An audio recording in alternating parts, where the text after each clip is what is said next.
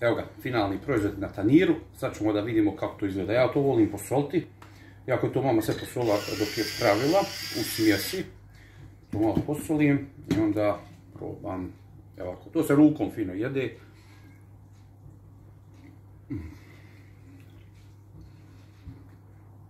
Kako je dobro. Pogledajte pljesak. Evo.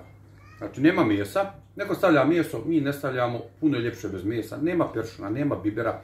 Osnovni sastojci, samo mladi zeleni luk, riža, menta i u lozovom listu. Pokazao sam vam proceduru kako se to pravi. Pogledajte, ovo je među... Ovo bi moglo jesti bez zuba, čovjek. Kako je to mekano, kako je to ukusno. Mi ovdje kažemo, bolan bi ga jeo. Eto. Pogledaj, ja ne jedem hljeb, neko voli hljeb, ja ne jedem hljeb. Kao što sam rekao, malo duže to traje da se napravi. Nije komplikovano, ali treba duže, jer se ovoga puno napravi. Mama je sad trenutno u ovoj prvoj turi napravila 130 ovih komada. Meni dosta stotinja, kao ostatak porodice jedno 30 pojede. Malo samo da se zamijete. Kako je ovo dobro. Vrhova.